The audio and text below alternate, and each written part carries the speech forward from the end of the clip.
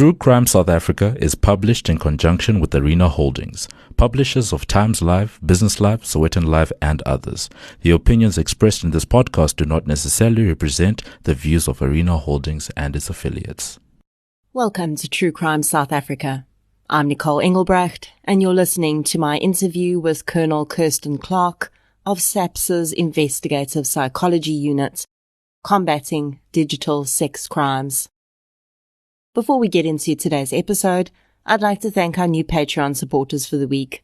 A huge thank you goes out to Dante the Inferno, Catherine Reardon, Taylor Moore, Dexter Lindicke, and Zelizna Smith for your support on Patreon. Thank you so much for your support, everyone. It really does make a huge difference. If you'd like to support the show on Patreon or PayPal, I'll leave a link in the show notes. If you like discounts, because who doesn't, head over to King Online for your health and beauty needs, Print Crowd for all your printing requirements, and use the code TCSA10 at checkout for 10% discounts and support the show at the same time. You can also get 10% off when you order from Wallpaper Online by using the code TRUECRIME at checkout. Other forms of support that make a huge difference include following the show on social media, inviting your friends, family, postman, hairdresser, and parole officer to listen, and leaving reviews on the podcast platform you use to listen. When I arrange to interview someone for the podcast, I'm always pretty relaxed about the format. I don't like question and answer interviews because I find it too limiting. So for the most part, I just let the conversation flow. I do send through a list of topics I want to discuss, just to guide the person being interviewed in case they need to prepare any information beforehand. I often do throw in questions that come up while we're talking though, and very often I get far more valuable insights from structuring my interviews this way than I would being really rigid about the format. Plus, being independent, I can make my podcasts as long as I want. So if we talk for 3 hours and the info's really interesting, then you get a 3-hour podcast. When I reached out to Colonel Kirsten Clark, the section commander of SAPS's Investigative Psychology section in the Western Cape, I sent through some pretty standard questions. What does the IPS do? That sort of thing. When we started talking, though, the conversation took a very different turn. And really, I found it a far more valuable and important conversation than the one I thought we would be having. You see, I've been thinking a lot about the dangers that lurk online for children and adults alike.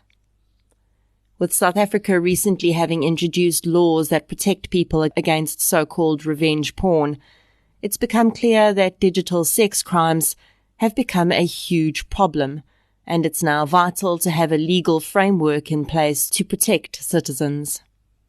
Another topic that's almost constantly on my mind is how at risk children are online and how easy it is for them to be groomed and abused by online predators, often posing as children their own age, and sometimes not even bothering with that. I'd been looking at some of the people I could interview around these topics. So when Colonel Clark started telling me that these exact subjects are a strong focus of her work, well, that was that. The interview went from being a general overview of the work that the IPS does to an interview about digital sex crimes. Sometimes things turn out exactly the way they're meant to. Before I get into the interview, I want to clarify some terms for you just so that you know what we're talking about. The first one is revenge porn. This is when someone distributes intimate images or videos of you without your consent. So perhaps you're dating someone, and as part of your sexual interactions, you send them some explicit photos of yourself. If you're sitting there shaking your head, don't. It's something that's been happening as long as human beings have had the capability to take images of themselves. Before the internet, people would send raunchy photos by snail mail. Now, it's become as easy as pressing 2 buttons. But the implications have become enormous, as you'll hear Colonel Clark tell us. So revenge porn happens when the relationship ends and your ex-partner decides they're going to publicly distribute the images you sent them to shame you or destroy your public image. Essentially, it's the modern version of spray painting your ex's car or cutting up their clothing, just far meaner and with a much longer lasting impact. Another term I want to clarify is child abuse material.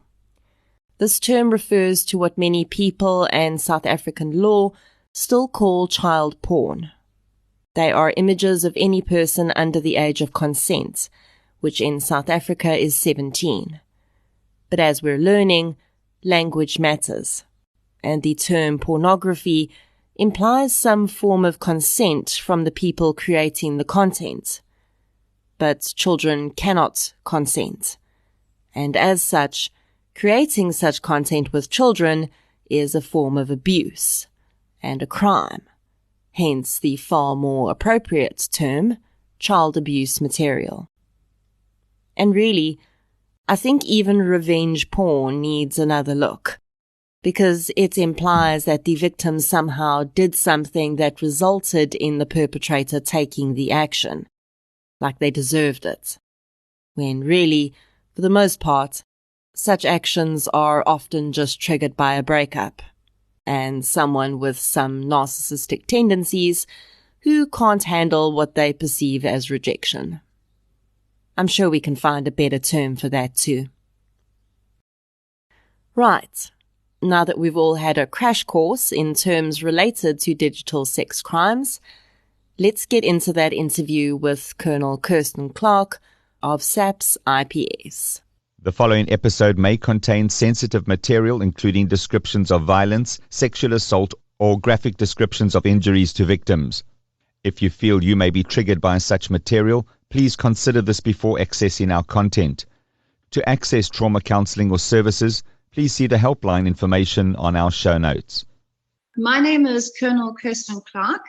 I am a clinical psychologist and I'm the section commander of the investigative psychology unit in the Western Cape. As I always do when I chat with these interesting people, I asked Colonel Clark about her journey to working in the IPS, and it's a pretty cool and quite inspirational story. I started studying before I started studying, when I was still in school, I really had a fascination for becoming a forensic psychologist. And at that time, there was no such thing in South Africa. There had been no such unit made. The only one that I was aware of at that time was obviously the one at the FBI. So when I left school, I went and I studied through UNISA. So I did my undergrad and my honors through UNISA while I was working.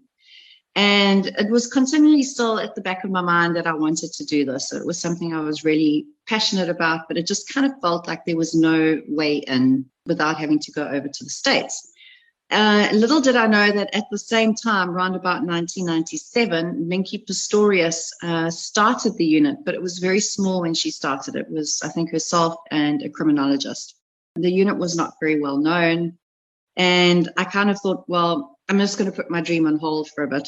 And I went off and I kind of got a bit of life experience. So I worked for 10 years in marketing and PR, and I wrote for magazines, and I did a lot of stuff like that. But it was always there at the back of my mind as something I wanted to do.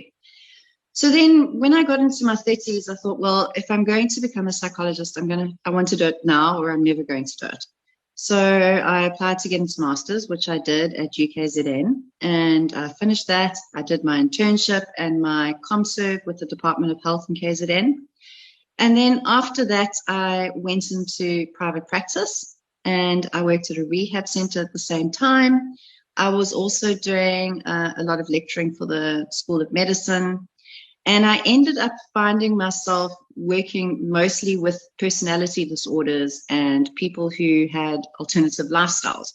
So that seemed to become like the focus of my practice, which was really strange. And then in 2017, there was an advert that came out in the newspaper, and they said they were looking for clinical psychologists in the IPS.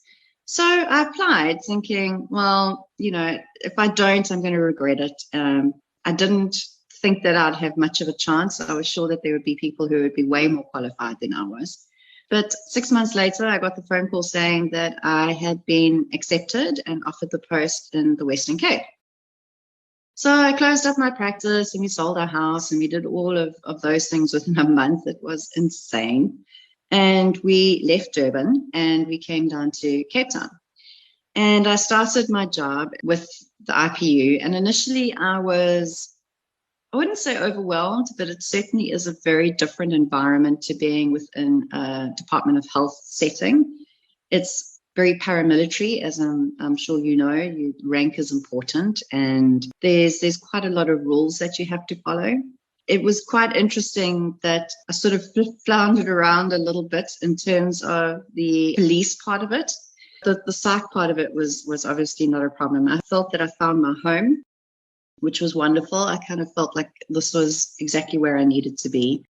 And over a period of time, I got myself a couple of mentors within the crime scene investigation side of it who helped me. I had some help from the ex-Brigadier Labuschagne, for which I'm eternally grateful, because at that time I was the only psychologist in the unit. And I carried on being the only psych for 2 years. It was like, like I say, it was like coming home. It took a long time to get here, a bit of a roundabout way of getting here. So I've been with IPS for 4 years now. And I can't say I'd actually want to be doing anything else. If you've listened to my content for a while, you'll know that I, too, took a pretty roundabout route to the work I'm doing now. And Colonel Clark's words, "It feels like coming home," completely resonate with me. I love a story like this, because I chat with so many people who feel trapped in what they're doing and really want to be doing something else, but fear change and fear that weird and ambiguous term, failure. So whenever I can get a chance to highlight a story like Colonel Clark's, I most certainly will. It's never too late to find your home, and when you're doing what you're meant to be doing, you know it. And can we just take a moment to acknowledge just how lucky we are that we have people like Colonel Clark in SAPS, who literally turned her life upside down to be able to do this work that she is so passionate about and serve our country as a whole. She says it was a bit of a nightmare in the beginning, and understandably so. There's been a couple of moments where I thought, oh my God, what the hell am I doing? Like, I can remember writing my master's end of the year exams with my daughter on my lap because she was still a baby. So I was breastfeeding and writing my exams. And then just deciding, like in a matter of a month, okay, we're going to go and do this. I've been offered this job, and we literally shipped my entire family over to Cape Town. And I've got quite young kids, so it's demanding from the point of view that it can take over your life if you let it. It can be quite difficult to juggle, a family life, a personal life with your work life, because you're never completely off. If that makes sense. Yes, you're always on call. That's expected. But after you leave work, often the cases kind of play around in your mind a lot, and you are still kind of stuck with one foot at work, if I could put it that way. It drives my partner nuts. He hates it. He says, I'm never really home. And this is something that many professionals like Colonel Clark tell me. When I interviewed Dr. Gerard Labuschagne, he echoed this sentiment, and in his book, Profiler Diaries, he also speaks about how difficult it is for SAPS members to keep up relationships. Captain Ben Boyson also told me how he believes the fact that he's married to a fellow member of SAPS has been an integral part of them maintaining a strong marriage. And again, these are the things we don't think about when we badmouth SAPS as a whole because of the actions of individuals or policy that the people on the ground actually can't control. Colonel Clark went on to explain how her unit is slightly different to the other units across the country. The one thing I will say is that our unit in the Western Cape is a little different to the rest of the units across the country in that we've started to specialize in certain types of cases. So our unit deals a lot with pedophilia, and we deal a lot with child sexual abuse material or child pornography in South African legal terms. So that makes up about half of the work that we do. So we're the only unit in the country that really focuses a fair amount of our attention on that. And it's kind of funny how we've ended up, just because of the number of cases that we've worked on, we've become sort of known as being the unit that does that. It's quite scary. It's interesting, the parallel between that and then my personal practice, how it's almost as if what I was doing in my private practice kind of prepared me for doing this, because it is an incredibly hard topic or an incredibly hard crime to work with, because especially if you have children, you end up constantly seeing monsters everywhere. And this is the moment I realized we weren't going to be talking about general IPS stuff, because that is just too important a topic not to focus on. So we did. What's interesting is that there are three main hotspots in South Africa, and two of them are in the Western Cape. So it's Johannesburg, Cape Town, and the Southern Cape. So you're sort of looking at George, Knysna, and that area. So we've got two hotspots within our province that are known for child abuse material. And we're starting to see, 2 years ago, if you'd asked me for a profile on a person who had child pornography, I would have been able to give you a very, very specific profile, and that it would have been a white male, 40s to 50s, with his own high-functioning job or owning his own company. He would be married, he'd have children. There would be a whole list of things that I'd be able to say to you. I can't say that anymore. We're finding it's going across the color line now. It's becoming a crime that doesn't know any boundaries in terms of socioeconomic, the demographics of the offenders. They no longer have to have all this high-end expensive equipment. You just literally need a smartphone. And it's quite interesting to see how the profile of a child pornography possessing individual has changed just even over the last 2 years. It's become really interesting to see how easily people can get into it just based off having a phone and an internet connection. That's it. We're seeing such a change in the type of person who is accessing and using child pornography. And it is quite disturbing because it almost feels like it's overwhelming. You get one, and then from that one, you get like a list of like 10 others that person's been chatting with. So then you go and you investigate those 10 others, and then each one of those has a whole lot more that they've been talking to. So the whole thing just like spirals out. It's actually amazing how many people in South Africa, and I say people because we're starting to see a lot of females as well involved with it. It's no longer just a male-only crime. And we're starting to see a lot more production in South Africa too, which is something we never used to see before. It's a very scary kind of crime. I think there are very few people that want to be involved with it. I'm not saying I like it at all. It's not fun looking at child pornography, but there's a huge amount of satisfaction when you actually get you go through this long drawn out trial, and then the person eventually gets an 8-year sentence, and you think to yourself, great, they're actually taking this crime seriously now, that they're not just regarding it as being, well, they only had pictures. They're actually seeing it as being, these people are being complicit in the production of the material. And that's been a big mind shift that we've seen as well, which is great. A couple of things here. Firstly, isn't it interesting how, as our country has started to slowly level out the playing field in terms of people having access to resources like the internet and smartphones, regardless of their socioeconomic status, which on the one side is hugely important to the economic growth of our country and gives people access to opportunities. On the other side, the darker side, that same leveling out is benefiting something else. It's like this big tree sprouting and flourishing next to a newly formed water source.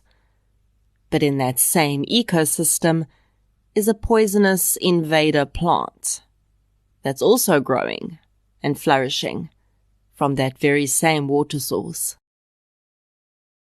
The second thing I took from what Colonel Clark said here is how she sees monsters everywhere.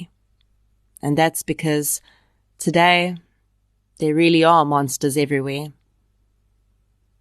As she mentioned, there's almost no way to profile a child abuse material offender anymore, at least not by race, socioeconomic status, or personal circumstances, not even by gender.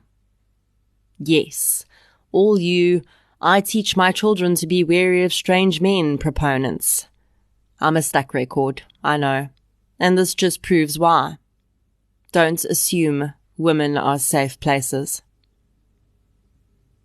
Now, I want to also clarify why Colonel Clark is so relieved to be seeing 8-year sentences for child abuse material possession. Because to us, that might seem like a short sentence. But coming from where our justice system was with these crimes not that long ago, it's huge progress. Just a few years back, we were giving people suspended sentences and fines for this stuff. We were not giving them prison sentences. We were just letting them back out. And as I would say to Colonel Clark, we know that this is hugely problematic because someone who's in possession of child abuse material is not just in possession of some photos. The nature of that material means that at some level they have pedophilic tendencies. You know, the thing that I always go back to is you will have the pornography or the type of pornography that you are interested in, right? If you are interested in lesbian pornography, for example, that would be the type of pornography that you would have on your phone or on your computer or that you would look at. You're not going to find someone who does not have a sexual interest in children with child pornography.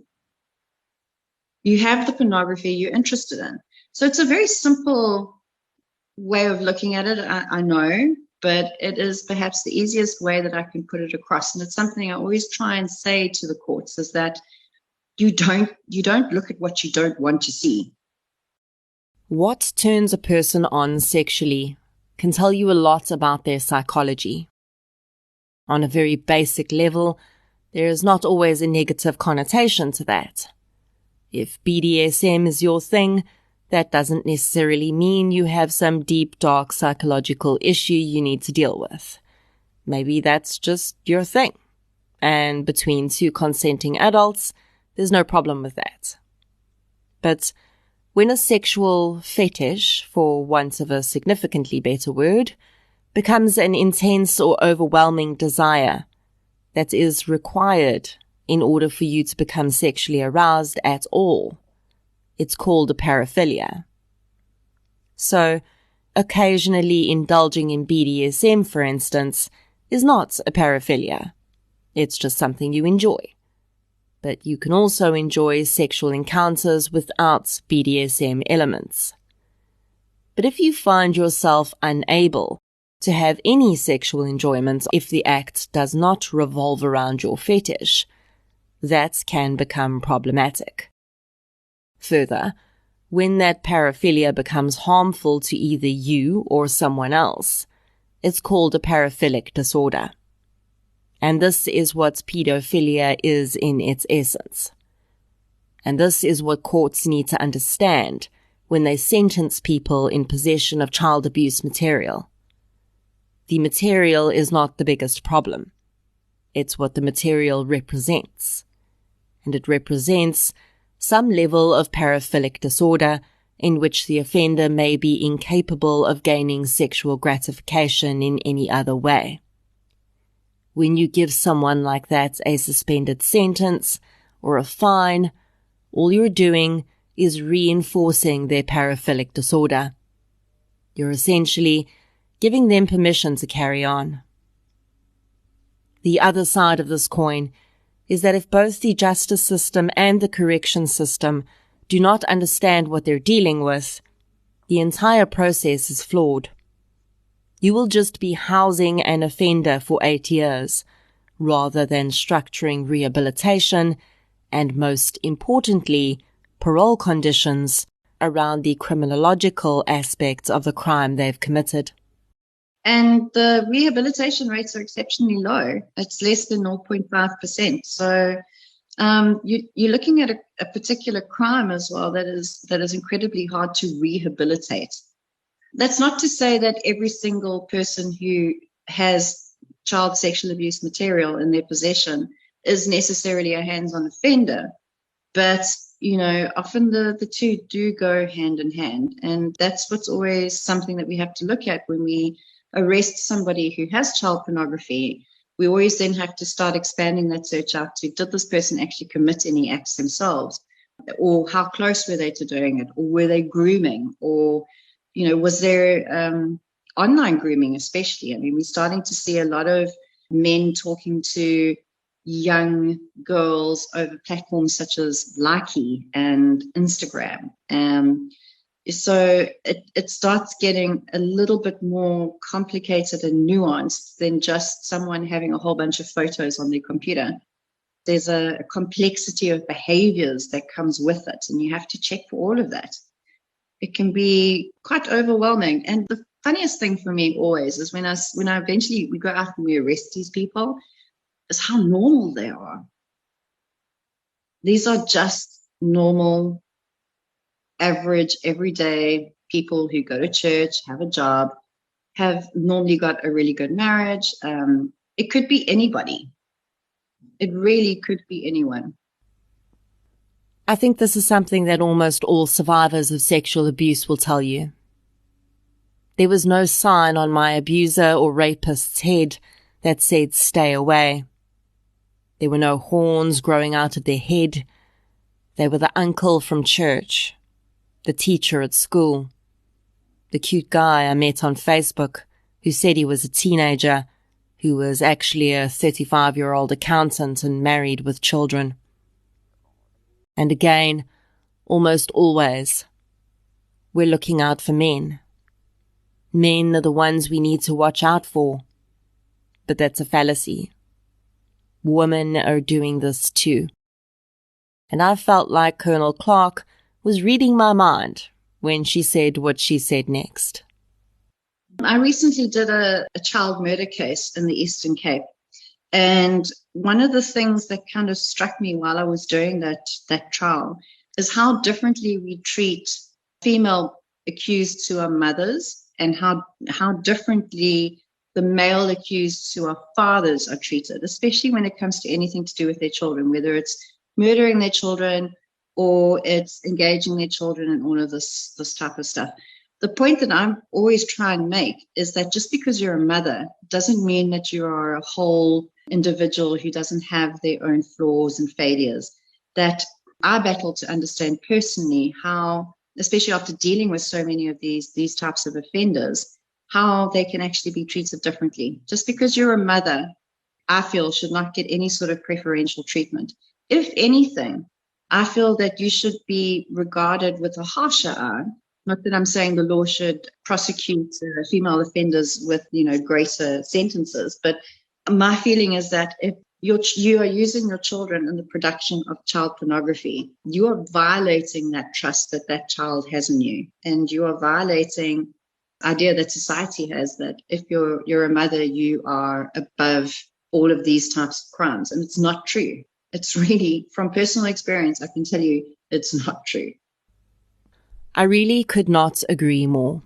And I've said it time and again when I've covered cases where a mother is involved in harming her children. The act of giving birth to a child does not magically cure you of your human flaws, of your past traumas. And it doesn't give you any special powers to always do the right thing. Mothers are human beings. Women are human beings.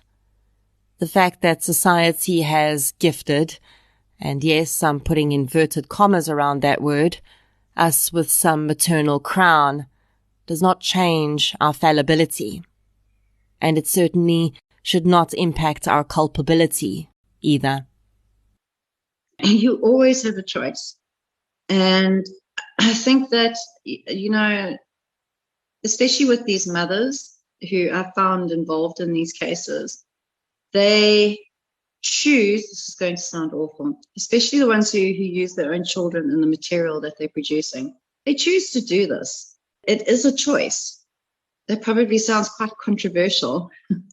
There are many things that you can do. If you find that say, for example, I've had one case where the woman said to me, well, I did it to make money. I needed the money to help our family live. I asked her, well, was there nobody else in the family who'd be able to look after the children for you?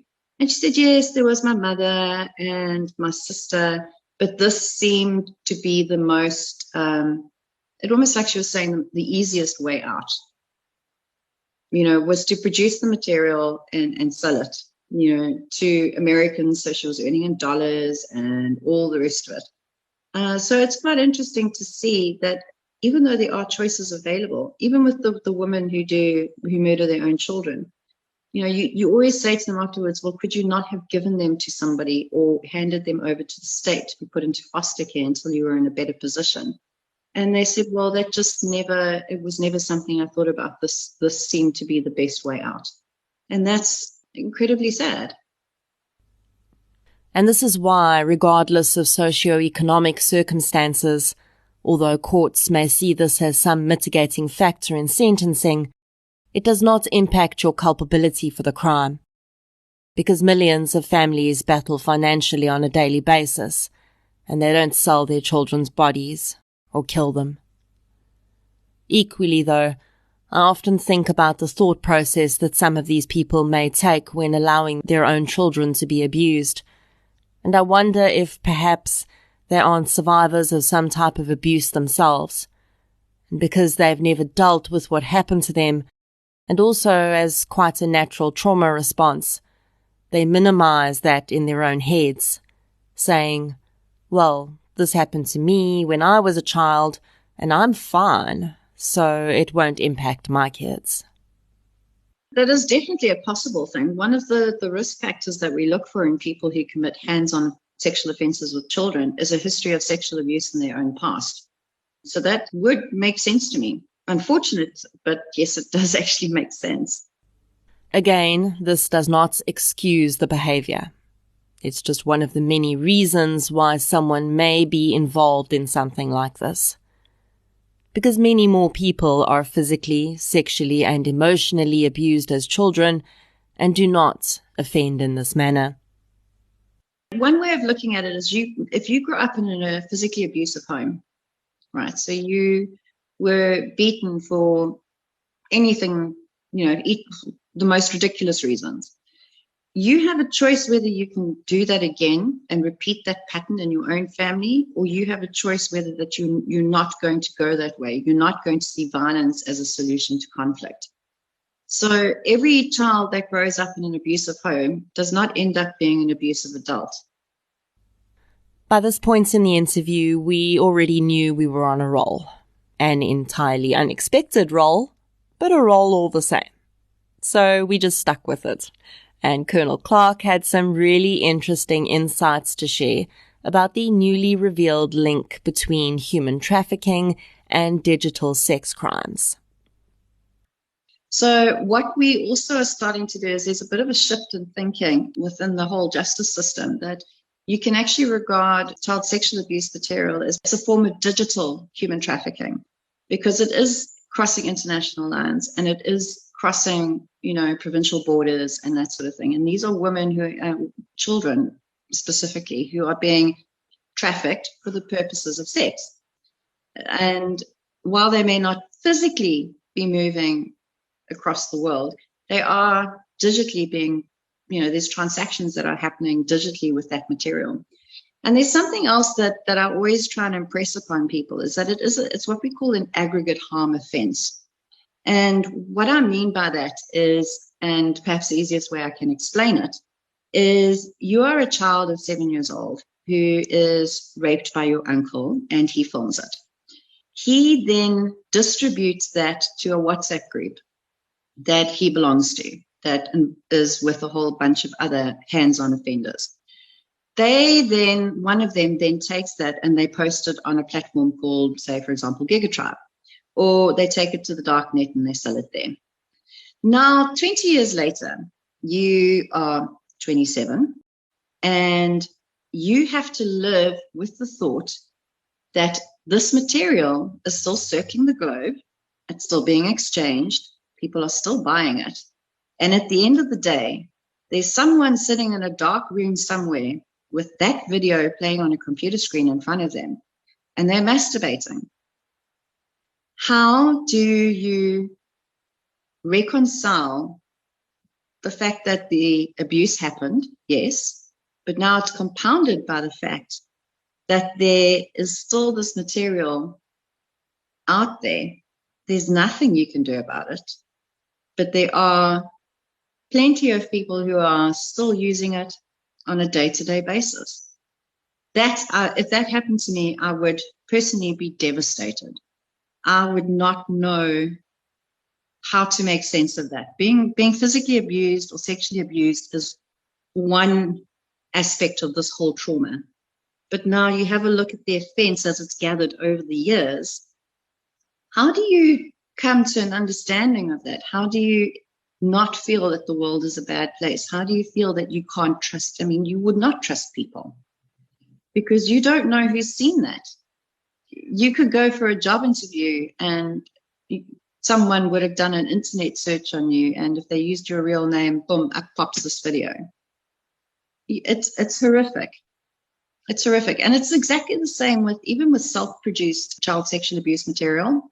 So where you have teenagers who are producing material which they are exchanging either with other teenagers or with adults. What I think a lot of them don't realize is that they actually are committing an offense themselves by producing that material.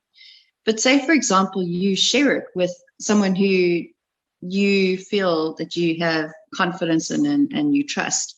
And that person then goes and spreads that all the way around the school. So they put it on all the school groups. How do you deal with that? That's got such widespread consequences. You're not only talking about it going around that school, eventually it's going to go to all the schools in the area. And at some point, you're going to be faced with the fact that everyone's going to be saying, hey, it's that girl from that video, or it's that guy. Impact of these things goes a lot further than when the video button is stopped, or when you stop recording, or you stop taking the photos. It just escalates and spirals from there. And once it's out there, we can't get it back. We can maybe stop a website from showing it. We can maybe close down a website, or we can, pull in kids who've been sending the video around. We can do all of that, but we cannot stop the material getting out there. No matter what we do, once it's left your phone, we cannot get it back. So much important stuff to unpack there. The concept of an aggregate harm offence. An offence which, when committed, the harm to the victim cannot be measured by physical impact or loss, or even temporary trauma, which could be dealt with in a relatively defined period. Because, as Colonel Clark says, no matter how old the survivor of the abuse is, if they know that the material that documented their abuse is still being circulated, that trauma compounds daily. And that trafficking link, that survivor could be sitting in a cinema or in their office at work, and they're being actively trafficked at that moment, continuously, and there's absolutely nothing they can do about it. Why? Because of download buttons, because of screen recorder apps and screenshot capabilities. All this technology has been greatly beneficial to the human race, but it is also the survivor's worst nightmare, because it perpetuates their trauma every single day. And then there's that point Colonel Clark made about people taking and sharing images of themselves. That image does not even need to leave your phone for you to be at risk of becoming a lifelong victim of that trauma. Your cloud storage can get hacked. Your phone could get stolen. This is the reality. It's not fun and it's not sexy, but it's real. Once it's out there, it's out there. And that's something I really want a lot of our teenagers to know, is that it's not just a silly joke. It's not something that you do because it's going to come back and bite you badly. It's a very serious thing. And what's even worse is when you send the material to someone who's pretending to be the same age as you, and they're not, and they're specifically doing this to lure you in. There was a case last year of a young boy, I'm not going to disclose where, but he had been approached by an American who was pretending to be the same age as him and coerced this boy into sending him some images and was slowly grooming him to start sending videos. When the boy's mother came forward to say that she had found all of this stuff, we started tracking this person backwards. And we found out that he had actually been arrested in America the day before. I don't know how, I mean, the odds of this, the timing was just so weird. So this guy had actually been arrested in America and he was on charges of exactly child porn possession and then manufacture and distribution. And one of the last messages he had sent from his phone before he was arrested was, "I've lined up a South African boy. We'll have videos very soon. Get your bucks ready," basically. I cannot impress upon people how easy it is to manipulate the web. You think that what you're seeing is what you're getting. It's not. In some ways, the internet is a far scarier place to be than the real world in some ways, because people can pretend to be whoever they want to be, and you'll never know any different. And if you think this statement is overly dramatic, consider your own social media profiles. What do you put on there? Sure, it might be your photo and snapshots of your own life, but does your social media profile really represent who you are as a person in all its complexity? Or do you, like most people, only really share the stuff you think is good or that puts you in a good light? You may not even be doing it consciously, but your brain goes, okay, that's not an aspect of my life I'm going to talk about on Facebook. And in so doing, you alter the impression of you as a person that those on social media have. You're not doing it nefariously. For you, it's a matter of privacy. But those who do have nefarious intentions have the power to do exactly the same thing for their own purposes. They have the power to craft the image they want you to see. And as Colonel Clark says, you will never know any difference. And there's another aspect to our interaction with social media that Colonel Clark has some really interesting insights into. One of the things that we personally are finding very difficult, and I hope that it's going to be something that gets easier instead of harder as it has been, is to try and get these social media companies to understand the severity of the things that we are saying these people are doing. And when we issue them with a subpoena, to respect the fact that we are a justice department or, a legal department outside of the US, because it seems almost as if they only take US police seriously. So if you try and send a subpoena through to, say, for example, Facebook or Instagram or WhatsApp, the amount of blockages that they put up in your way. And I understand that privacy is part of their selling points. But when it comes to this type of crime, I think it is disheartening. It is disingenuous. It is bordering in my mind, on almost criminal, in that you would deny us access to the information that we need in order to build a case against someone.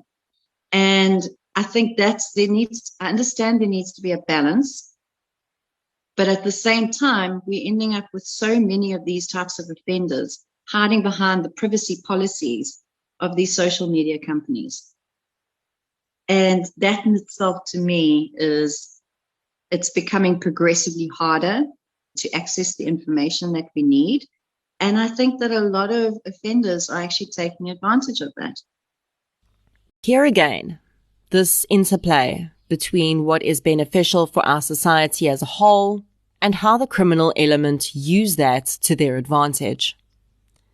In the decade between 2010 and 2020, something called the Facebook Cambridge Analytica data scandal came to light and was dealt with in the public space.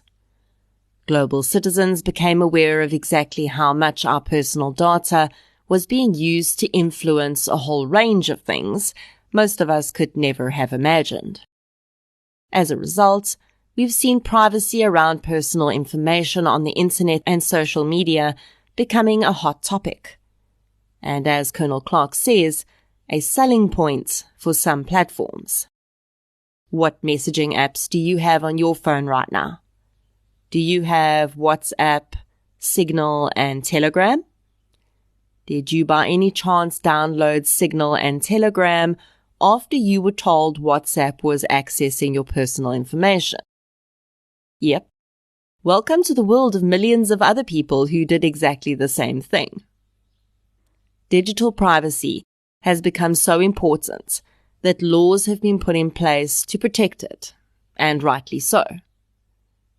But the flip side of this is that now everyone's privacy is protected online, and among those people are predators. So until social media and other digital sites develop ways to think outside the box and distinguish between privacy rights and law enforcement's need to access information to protect people, your right to privacy also protects the online predator next door. Food for thought. And really, what these companies need to understand is that subpoenas for this kind of information do not come on a whim, regardless of the country they're coming from. I mean, we typically spend a month profiling someone before we even think about going and doing a search and seizure.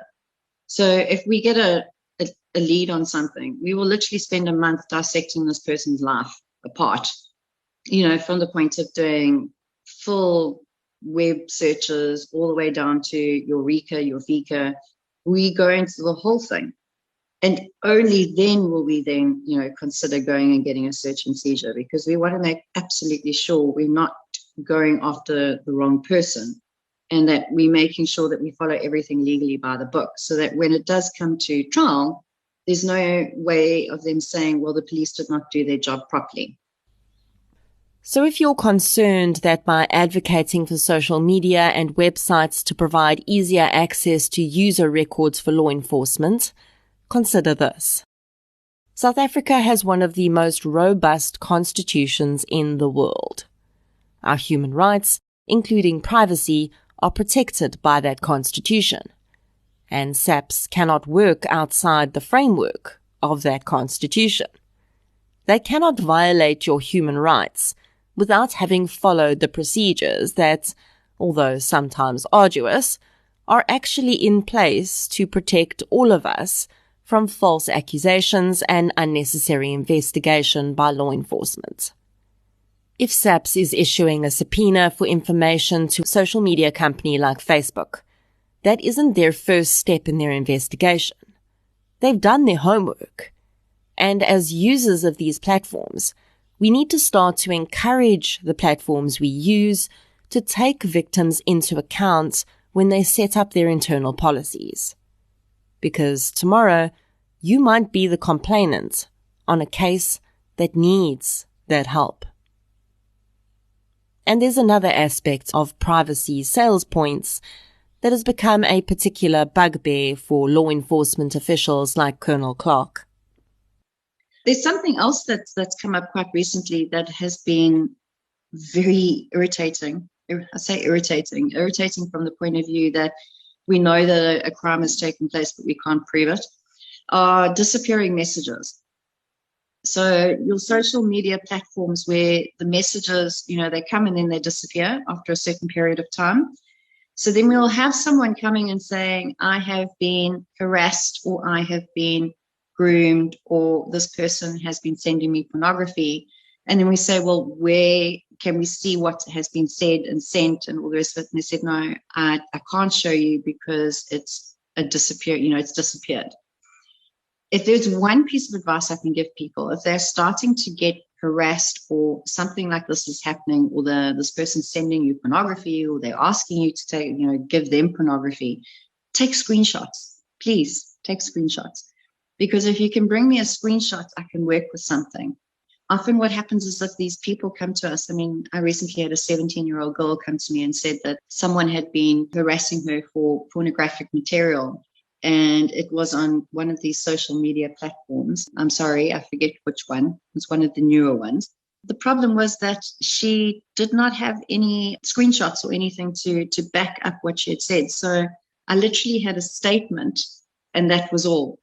And to be quite honest, when you take being a police officer and you take that to a prosecutor, the prosecutor is going to say to you, well, where's the rest of it? I can't prosecute on just a statement.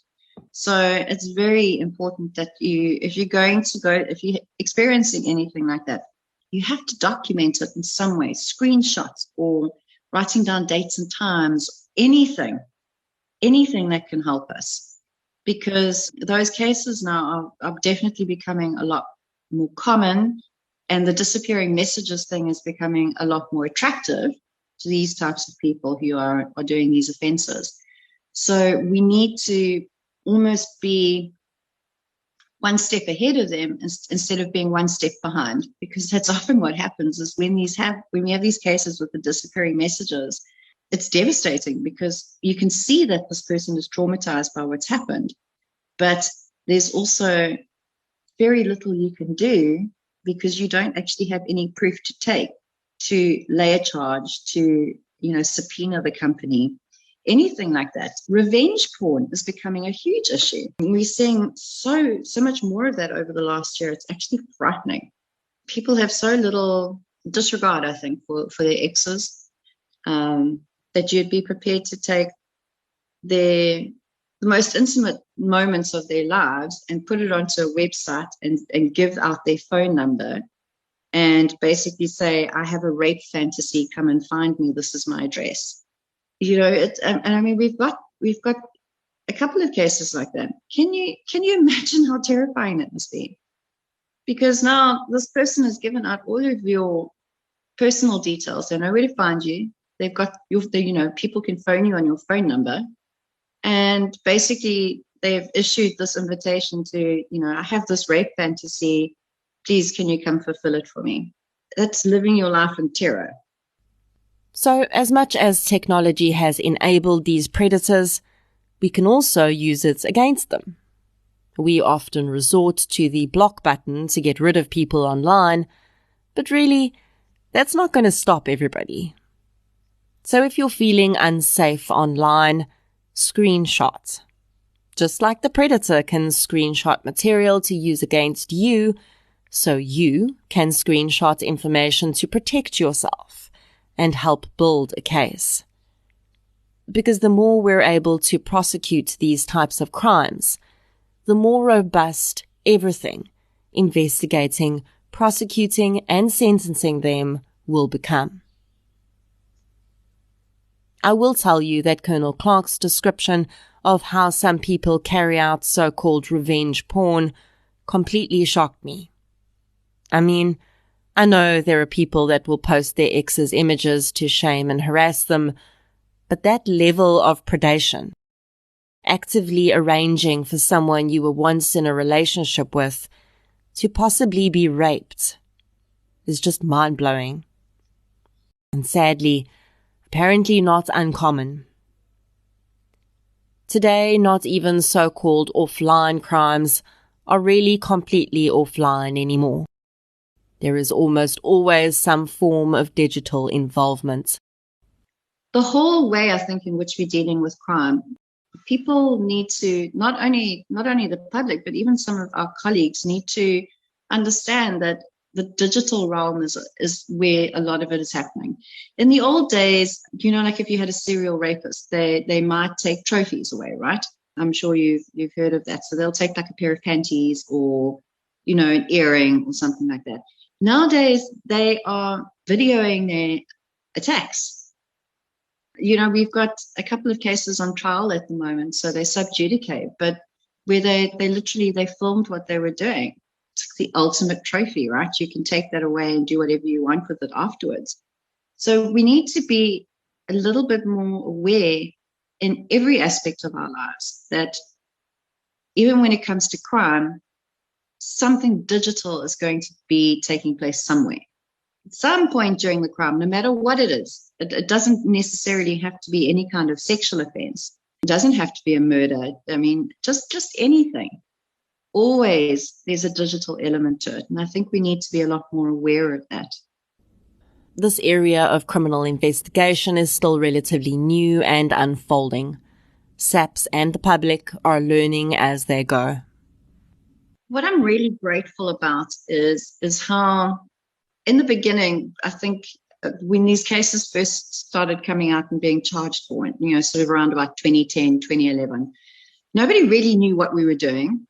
None of us knew. So, I think everybody was sort of like wafting around trying to figure out what was the best way of doing these types of investigations. How do you charge? How do you proceed with a trial? What is an appropriate sentence?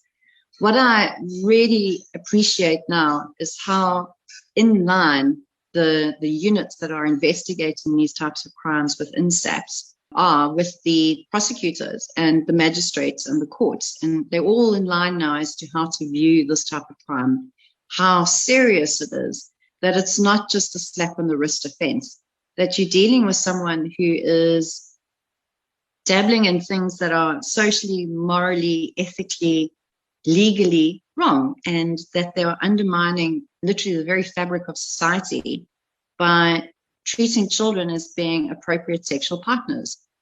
And that becomes horrific, especially when you're a parent. I mean, I have a 10-year-old daughter and a 6-year-old daughter. The very thought of someone thinking that my daughters would be appropriate sexual partners is, well, it's something so reprehensible that I can't wrap my head around it. But it also keeps me very focused on it, because then I know that there are so many children out there who are 10, who are sending photos, who are being blackmailed into sending photos. Because often what happens is the groomer will be very sweet and coercive, and, they'd be very flattering, and it's done in a very nice way, if I could put it like that. Nothing about this is nice, but if you know what I'm saying. It's very coercive.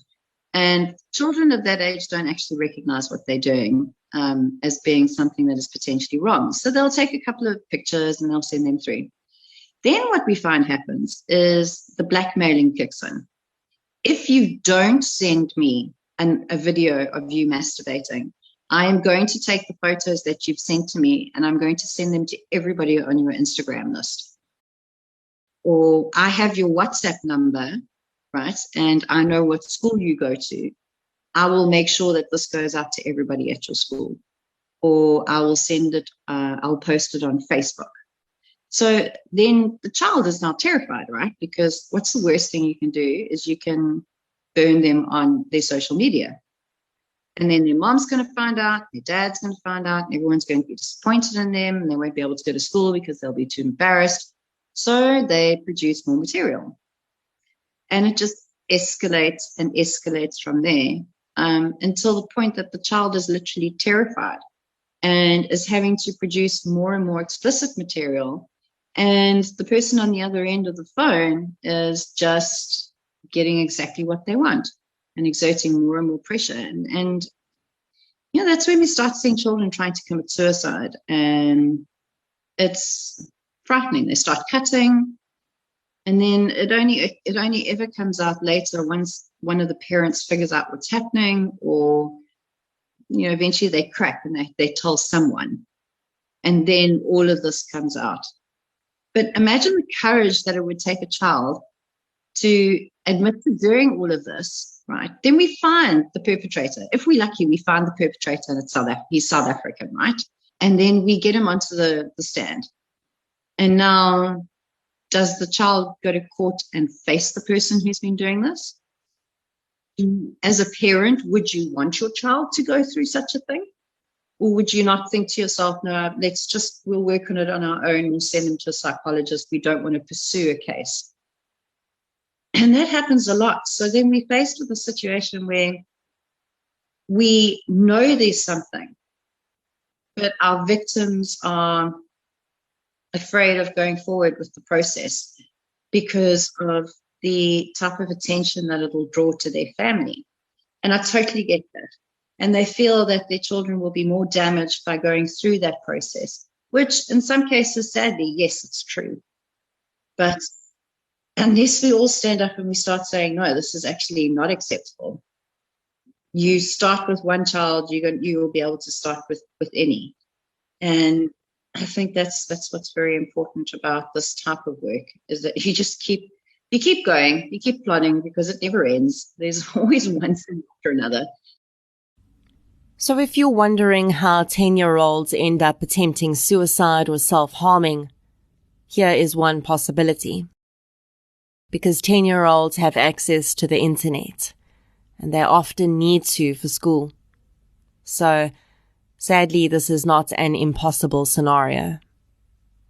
And perhaps as these new types of crimes develop and evolve, we need to also change our view of what justice might look like for victims in crimes like this.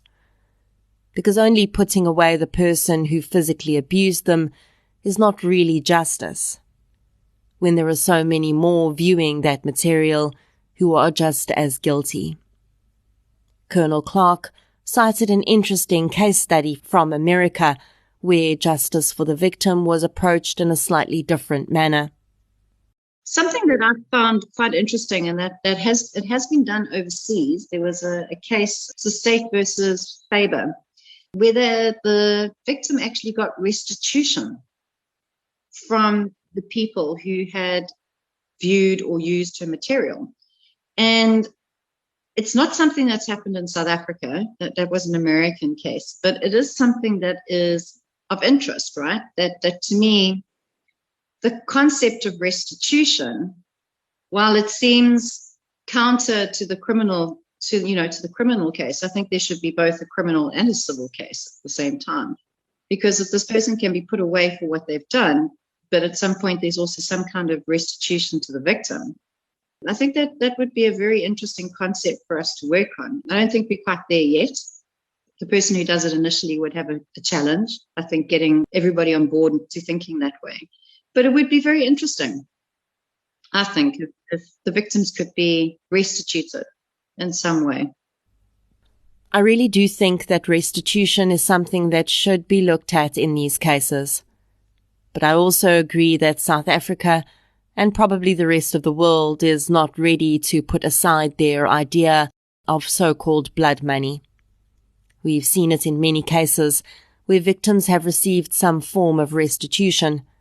Many members of the public see it as them selling their trauma, as though they have any right to that opinion, when the ongoing and almost never-ending trauma is not theirs to hold. The reason that I think it's really important for survivors to have some other form of justice available to them, if they wish to seek it, is because, as Rinal Kukumur of Rape Crisis Centre said when I chatted with her, so many survivors of sexual violence and abuse link their healing to what they see as justice. And when that justice is not served in the way they'd envisioned, the healing can be thwarted too. Colonel Clark would acknowledge that in cases of child abuse material production, restitution may have a negative effect too. something else that, while the restitution idea is something that is perhaps worth following up in this country, the one thing I will say about restitution is that it puts a price on child sexuality. And it puts a price on the value of that child as a sexual object. So it does have pros and cons, if I could put it that way, that it would be very difficult to say, is restitution the appropriate way of going? Simply because, am I only worth 50,000 Rand, or am I only worth, X amount of money? That then I think also becomes problematic in itself. So the whole topic itself is very sensitive. I think it's only been taken seriously probably over the last 2 years. There's still a lot of discourse on it. It's a never-ending field in terms of the research that's coming out. The precedents are now being set within the South African legal system. So we've now got a better idea of how to charge, how to arrange for sentencing. Initially, when I started, it was fines and suspended sentences. At least now we're seeing, on average, for someone who has a collection of, let's say, 3,500, you are probably looking at about 8 years. There is a case in the Eastern Cape, which is currently in court, where the person had 125,000 images.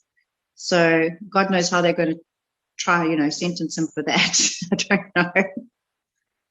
But, that type of collection indicates a vast amount of time and energy and effort. Nobody just has 125,000 images without having sat for hours and hours and hours and downloaded all of those things. So it's a very nuanced, challenging kind of area and type of crime that we deal with. But it definitely has there's a lot of satisfaction when you get it right. I felt it was really important, following all of this pretty horrifying information, for us to understand how we can protect ourselves and our children against these types of crimes. Here's what Colonel Clark had to say. Okay, if your children are younger, you can get away with tying all of their accounts to your, say, for example, your personal account. And then you'll be able to monitor their activity. Say, for example, you use a Gmail account. You're then able to tie up your Google account to a Google activity tracker, basically. It's all part of the same Google services that they offer. And then you can see exactly what your child is watching. You can also then set your YouTube channels to being YouTube Kids, as opposed to YouTube itself. There are a number of programs that are like net nannies, where they'll block off certain things that your child is not supposed to be, or that you would like the child not to watch. However, as they get older, they start wanting their own independence and their own privacy. To be quite honest, kids nowadays are way, way, way more cleverer than us when it comes to using the internet. And if you put things in place, they often find ways of bypassing it. The one thing that I will say is that I think it is better for them to make the mistakes now, while you are still around as a parent to be able to deal with the fallout, than for them to do it and they have no one to go to. And I think it is better to have open discussions with your children about the possibilities of what could happen on the internet. I know they are educated a bit about it at school, but I think it's far more important for your child to know that they can come to you the minute someone says something or someone does something that they don't feel comfortable with. As much as we would like to imagine that we have the ability to be able to stop our children going somewhere and doing something, the fact of the matter is they are learning how to circumvent all of these things. It doesn't take much. My 9-year-old is capable of doing things that I would never, ever think of doing or would never have thought of doing myself. Like she's able to do stuff on her phone that I find quite frightening. They're a generation that is entrenched in this technology. And as parents, I don't think we are. So I think the best we can hope for is just to be really frank with them and say that if anything does happen, that there is a place where they can, a safe space they can come and land, where you are able to give them the comfort of being a child and being able to deal with it as an adult, but also just let them make the mistakes now while you're able to still fix it, rather than later when they can't come to you. One of the things I do with my daughter is she has stickers over her camera, because there is, okay, this sounds completely paranoid, but there are programs that are capable of hacking into your camera, so you're not aware that you actually are being watched. So she constantly has, like a sticky note or something stuck over her camera, and then only takes it off when she needs to, do work with her classmates on Teams or whatever. So it's about a lot about being aware of what's going on. Unfortunately, I think the world is such nowadays that you cannot protect them from everything. And at some point, somewhere along the line, someone is going to say or do something. And the best you can hope for is that you have given them the tools and the confidence in you to know that they can come and say, Mom, Dad, so, this has happened. I need your help with this, or I'm not comfortable, or what should I do, or, anything like that. I guess it's like the modern day version of explaining to children that they shouldn't allow anyone to touch them where their swimming costume touches their body. Those simplistic conversations, but also letting them understand that it's okay to make mistakes.